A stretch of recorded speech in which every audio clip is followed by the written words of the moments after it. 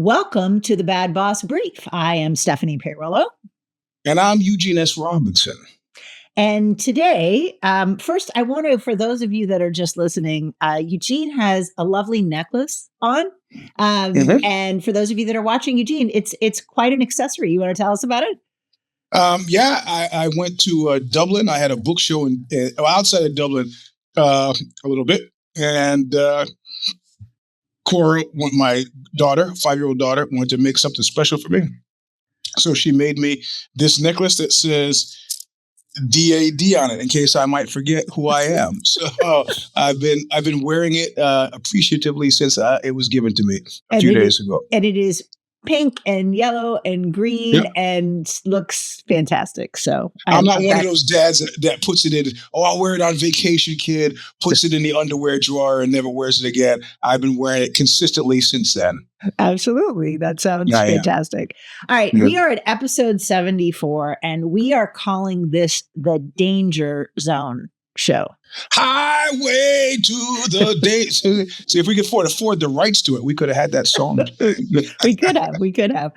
So this comes from a question that Eugene, you got. And it's about how do you know when you are in the danger zone at work and what should you do if you find yourself in said danger zone? So I'm going to go ahead and read the question that you got sent. Yep. Quote, I had my yearly employee review, and it wasn't great. Not terrible, but not that good. My overall score was 2.6 out of 5. As a person who was once put on a PIP, which is a personal improvement plan, I have definitely have triggered feelings if I'm not adored. In your opinion, is a 2.6 out of 5 a soft PIP? Oh, and the company has almost no billable projects in our office these days. Eugene, what do you think? Oh, it is as clear as an unmuddied lake. What's happening here? Yeah, call it a soft PIP if you want. The company has no business. They're trying to, to cut extra weight. The fact that the person in question in later detail explained to me that they had health issues means that he seems to be low-hanging fruit in this instance, and I completely understand his chagrin. I've been in his situation once, justifiably, and at the Electric Power Research Institute, where I absolutely hated the job and was dealing with a management team that I thought was less than supportive. So they checked out on me and I checked out on them. And then eventually when it came down to brass tacks, they gave me a choice. They said, well, we're going to go PIP or you can leave. And I said, I'm leaving because, I hate you guys. You hate me. It's perfect. But then I one other time, much like is happening to the questioner's his professional career, it was strategic. The company was trying to position itself for sale. They had to cut loose some weight, and they figured, let's pick the guy who's least likely to fight. And they somehow thought that would be me. And what made it especially kludgy is that they had just given me an award, a performance award, which I recently found when I moved from California to Spain. I completely forgot about this. They gave me an award like on June 1st. And then on June 27th, they gave me a middling review that completely flew in the face of the award that they had just given me in order to, later I figure out, get rid of some salary under the cap so they could move ahead as a publication. And then when they announced that they were going to sell a publication, this being Corporate Computing Magazine, they rescinded all that stuff and said they were sorry. And what I should have done and didn't do at the time is continue to pursue legal action. But at that point, what did I care? I left and went on to a better job, and when you could do such things and let bygones be bygones. So that's exactly what they're trying to do. And I understand his chagrin. And you could dig down deep and bring those scores up.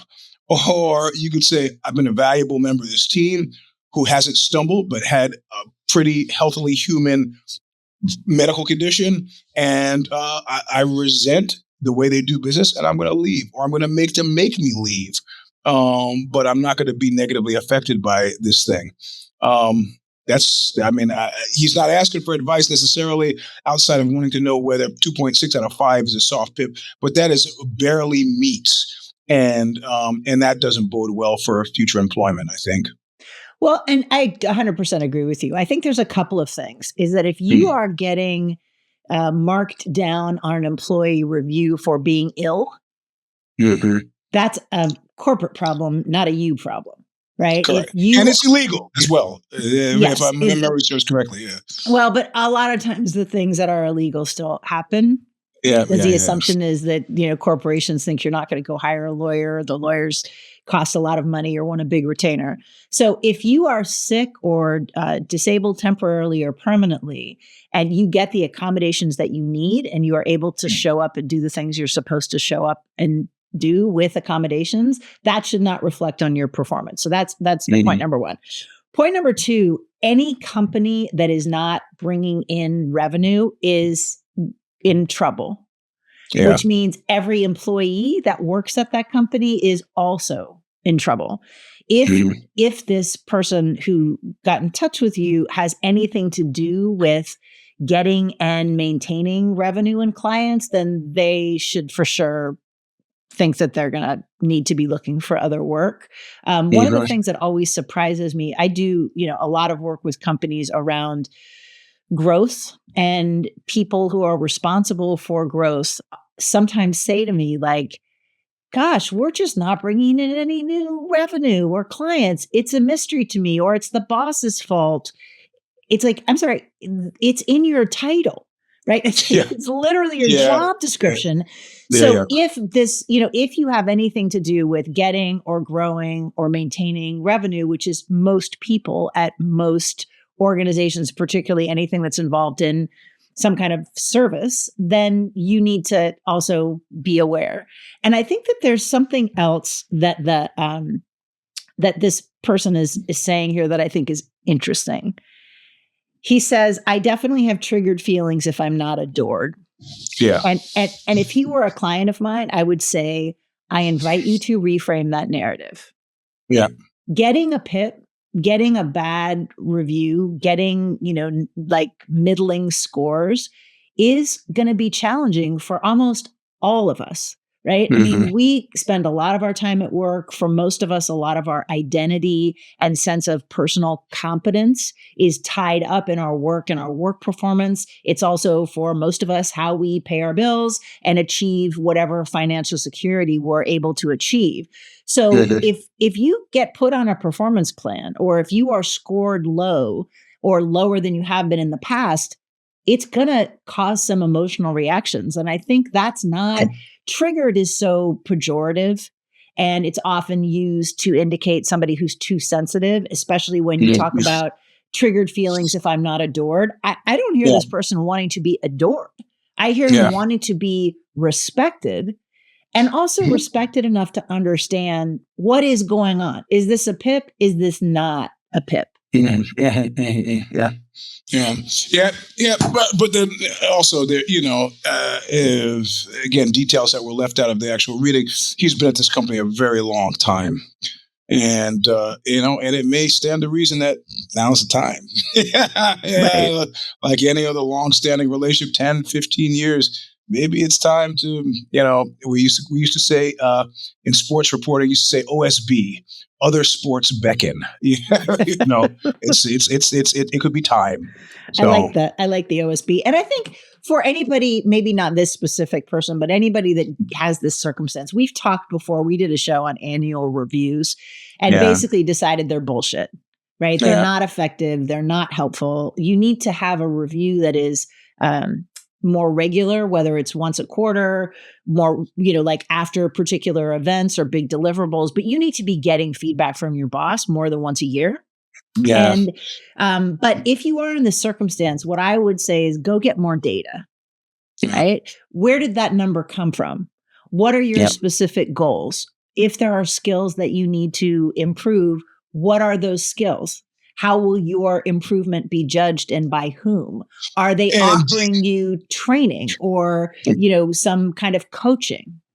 Yeah, this is what I call the squeaky wheel paradigm. I mean, because you're not the only 2.6 that they gave out. They gave out other 2.6s. So everything that happens to you depends largely on what you do after you get that 2.6. And I don't mean performance wise. All of the things that Stephanie just suggested are things that mark you as a squeaky wheel and make you much less likely to be invited out, I think, in the long run, because they do sense that, okay, the person who's asking this many questions is not the person who's going to go into this good night easily. In fact, I know a guy who worked at, it was either Google or YouTube. It was Google. And he shows up at a meeting that he didn't expect, that he didn't call, that he was suddenly requested. And he looks through the door and sees somebody from HR there. And he goes, "It's on." He sits down. They say, "Hey, great, you could make it. Hey, we'd like you to." And they push this folder across the table to him. And he looks him in the eye and says, "I'm not going to open it. I'm not going to touch it. And I'm not going to read it. What you need to know is if this is what I think it is, I will fight tooth and nail with everything I have to resist what you're trying to do here." And they sat there and they looked at him and he looked at them and they said, "I guess this meeting is over now." And he goes, "Thank you." He stood up and he left and they walked on by. He never, ever, whatever was in that envelope, the PIP, the reassignment, the reorg, whatever they were going to do to him, and he was not a member of a protected class. Interestingly enough, this was just your garden variety, white Anglo-Saxon Protestant man.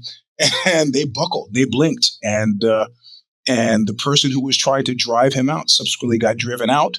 And he still has a happy job at Google. Interesting. And I think that, to me, what I've seen is that there's two reasons that people will put someone on PIP, like the organization, the managers. Yeah. One is they want them gone and they are covering their asses legally, right? So it is a bad faith PIP. Like, we're going to give you this PIP. We're going to pretend that, and generally you can recognize a bad faith PIP. They're not giving you, it's not clear, it's very short term, and they're not giving you any support or resources. Just go and be completely different in an amorphous, vague way, or you're going to lose your job in, a certain period of days. A good faith PIP is, I have given, I think, not a lot, like one PIP. And I said, here are the specific things that you need to do. Here are the specific skills you need to build. And I'm going to meet with you every week for an hour to help you build those skills. And I mean, this is before I was an executive coach, when I was in management. And I met with this woman every week for an hour because I wanted her to succeed, right? I wanted her to do well. And she came out of her PIP with flying colors, was able to improve, and did great. Oh, right? Good. That was a story I thought was going to go the exact other way. No, she did great. And it was, she definitely, it was hard for her to hear that she was on a PIP.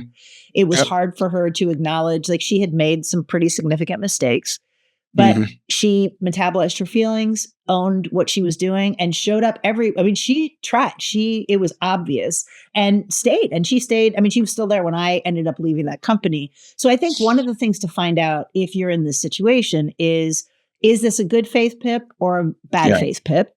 And if it is a good faith PIP, they should be giving you support. You should be meeting regularly with your manager. They should be giving you executive coaching or, cohort coaching. They should be giving you some resources to achieve the goals that you want to achieve, even if it's access to like a, software program that improves your rating, right? They should be giving you something, right?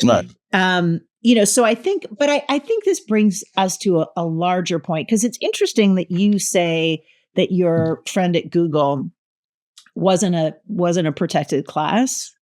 Well, he was inside kind of a protected class. Like, I held my fire on that one. He had a documented problem with alcohol.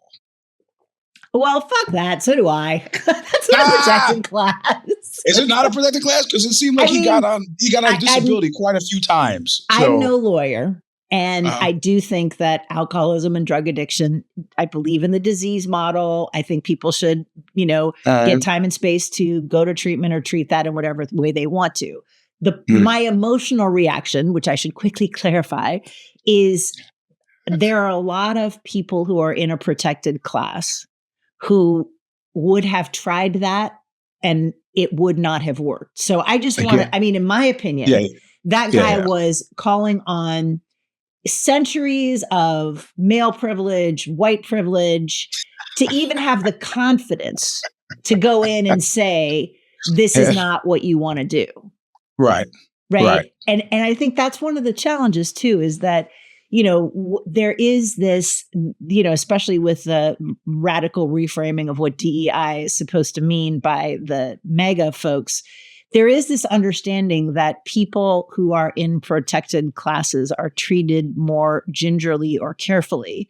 And they may be, right? I certainly think that is a factor, but I don't know that it outweighs or counteracts just the cultural foolishness, right? So I remember when I was earlier in my career, I was laid off because of my gender, and I had been sexually harassed. I had been discriminated against as a woman. It had been, this was like in the 90s at a tech startup, right? And it was brutal. And I had zero performance issues. In fact, I was one of the top performers at the company. And when I got laid off, I remember distinctly sitting in the office of the general counsel. And in my mind at the time, I'm in my 20s, I really believe that if I bring a lawsuit, I will never work again. Because that's what I've been told, right? I live in Seattle. It's a relatively small community, especially in the tech world. And I thought to myself in the 90s, if I bring this, in its early 90s, if I bring a lawsuit, I will never, I'm not going to be able to work again, because I'll get a reputation as a badly behaved woman, right? And which I am. And so, but I still asked for a huge settlement, right? But I had the receipts. And I told the general counsel, I was like, I have these emails. I have told, because I'd been going to him repeatedly, like, hey, this is what happened. Hey, this is what happened. Hey, this is what happened. The CEO thinks I'm fucking the client in order to get the business. That's not okay. And it's not happening. And so I had documented these things, and I got a huge settlement, but I still got fired. Right. And I still had to go get another job and get, all of those kinds of things. And so I do think that I just want to challenge any kind of narrative that someone may have thinking as that they may be thinking, listening to this, is that if you are in a protected class, somehow you are less likely to get laid off, because I have not in my experience found that to be true. Well, I'm smiling during it because, of course, I worked at a large tech company and was sexually harassed by my boss. Same deal. They given me a performance award at the beginning of June, but then by June, whatever, 20 something or other, they had laid me off. And I said, there'll be a legal challenge to this. And they go, do what you got to do. So I show up with a pro bono lawyer. The next meeting I had, and she, in the inversion of what the guy at Google did, she pushed across the table a manila folder full of emails from the woman who was my boss to me. And their lawyer looked at it, and they looked back at me, and they go, what do you want? And I foolishly, again, to your point, I foolishly said, I just want my job back. And they're like, well, we're not going to do that. I go, you just gave me an award for a performance award. They're like, no, we can't. That's just not the way it works. I said, okay. And they gave me a year's salary on 3 conditions: that I never talk about it again, that I do not seek employment with the company again, and that I tell no one how much I got from it. So I've broken all of those at this point, of course, up to and including applying to a job at the company again, going through 2 rounds of interviews before they checked their records and figured out that, oh, crap, he can't work here. Right. I did that not because I really wanted the job, but I just kind of wanted to just stick a thumb in their eye. So, and I did so successfully. It was great. I actually rather have done what I did in that instance than get the job back. It was delightful because, of course, that accrued to her debit. So she was laid off subsequent to that as well. So, which was what I call justice. But these are really good clues for everybody generally, is keep the receipts, right? Take screenshots. Or as Mae West said, keep a diary. Right. Someday it'll keep you. But, capture those text messages, save the Slack, save the, keep all the communications in a digital file that isn't connected to your work computer. Correct. Right? So Correct. keep it somewhere else. Recognize that you mentioned, getting a couple of performance awards, right? Like I thought, because I was in business development early in my career, I thought if I was making a ton of money, like blowing my goals out of the water, I would be safe. I was not. I got fired even when I outperformed everybody. And it's recognizing, that we should, most of us, be ready to be unemployed. And I know that this is largely out of reach for a lot of people, but you really should try to have 6 months of living expenses in an emergency savings account. And, also recognize that, unfortunately, for those of us in the United States, those 6 months need to include health insurance for you and your family.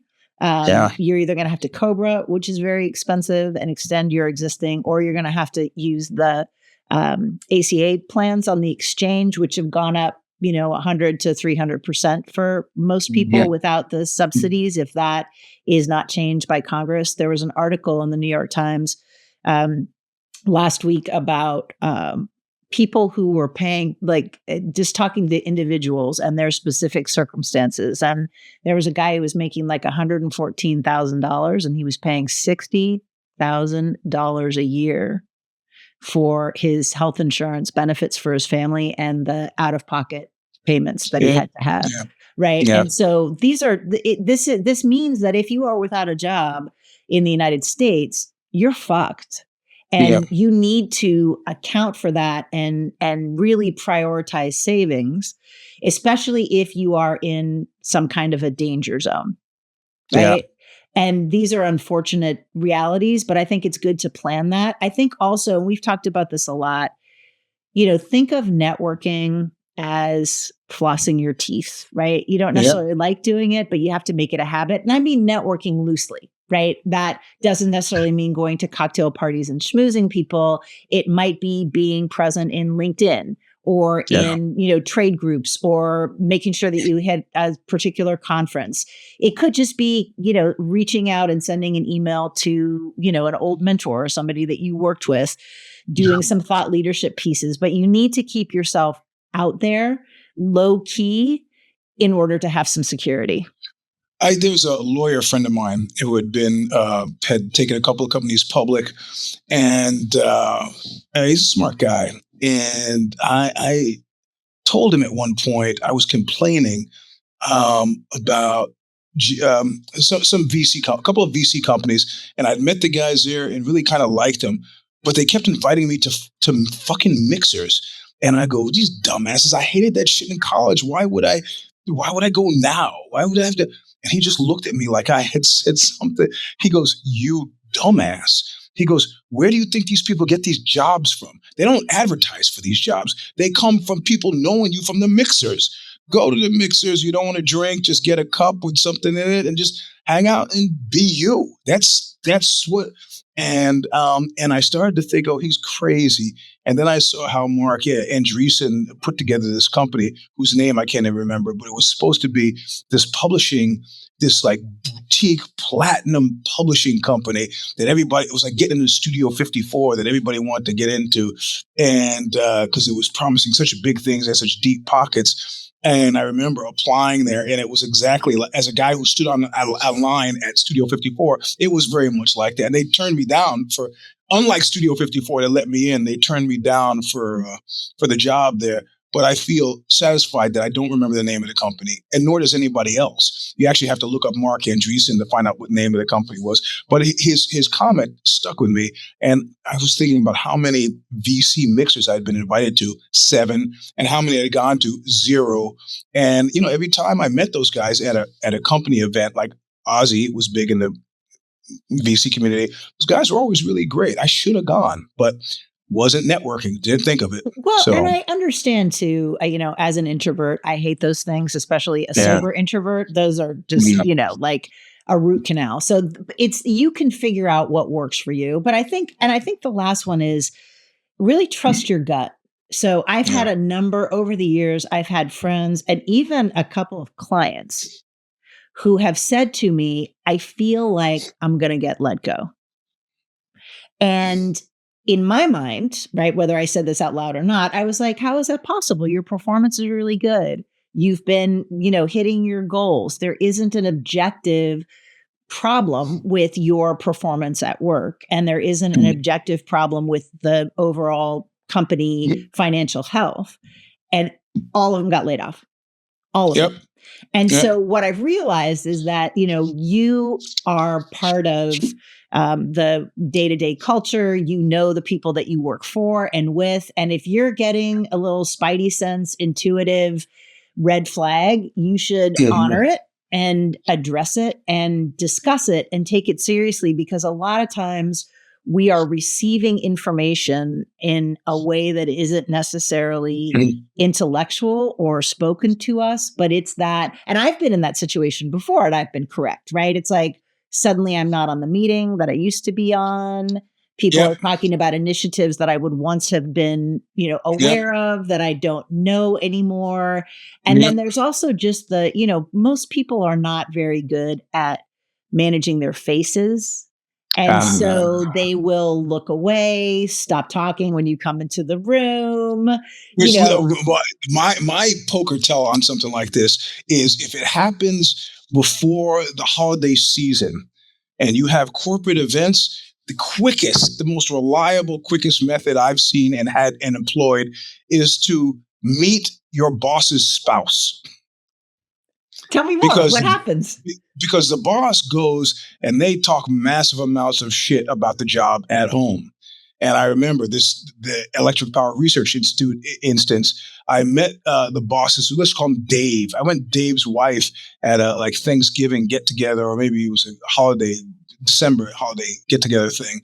And Dave says, "Oh, so and so," to his wife. "This is Eugene." And she looks at me. She's like, "Oh." Yep. I knew at that moment. He clearly was telling her that he hated me as much as I hated him. Right. So, I love that. And it's never been. You can. That's the person you're talking to. You meet the spouse or the partner, whoever it is, and you get, "Hi, this is so and so," and you look, and your professional future is on their face. So yeah, I love that. So, and the last thing I'll say is that if you are in a danger zone and you're considering what to do next, a lot of people talk about, "Oh, I'm going to go be a consultant. Oh, I'm going to go out on my own." And, there's a lot of interesting things that are written about that, but I think you need to be realistic in assessing who you are and how much money you need, right? And I have been working for myself for a dozen years. I've done pretty well at it, but there's a couple key things before you say blithely, "Oh, well, I can just become a consultant." One is to recognize that it takes at least 6 months, probably 2 years until you can start being profitable. Right. Yeah. Again, if you have to pay for your health insurance, if you don't have a spouse who has corporate health insurance and you're in the United States, that's a lot of money to break even. Also, it takes a very specific personality. Like, I am crazy mad disciplined. I'm one of those people that get a gym membership and then go 4 times a week for 7 years. Right. Yep. And I enjoy being by myself. I am deeply introverted. My happy place is to sit at my computer all day and not have to talk to anybody. Just maybe go out to a meeting a couple of times a week. Likewise. And I also invested in having people do the things that I don't want to do. Like, I have a bookkeeper. And so I think it's important to be really realistic. If you have a backup plan that does not involve getting another job, You should be realistic about if that plan is viable, because I think there's a sort of like glowy haze around like, well, I can go do this or I can do that. And people are not always being realistic. Right. and it devolves into hours of TV viewing and eating McDonald's. So be very careful of these pitfalls. Yes, which is not ideal. So that's all we have time for. And, if you have a question you want us to unpack like we did today, you can get in touch at WTF@badbossbrief.com, WTF@badbossbrief.com. And we will see you in a couple weeks. Thanks, everybody. Adios. Thank you for joining us for another episode of the Bad Boss Brief podcast with your host, Eugene S. Robinson and Stephanie Peirolo. You can check out more of their work by visiting speirolo.substack.com for Stephanie and eugenesrobinson.substack.com for Eugene. You can also find Eugene at Mr. Sleep 3, that's the number 3, on Insta. Reach out with your questions, concerns, work case situations, or suggestions to us at WTF@badbossbrief.com. Stephanie will personally answer every single submission. Be sure to join us at badbossbrief.substack.com every other Wednesday for new episodes of the Bad Boss Brief so you can gain further insights into your workplace environments. Until next time, don't be an asshole at work.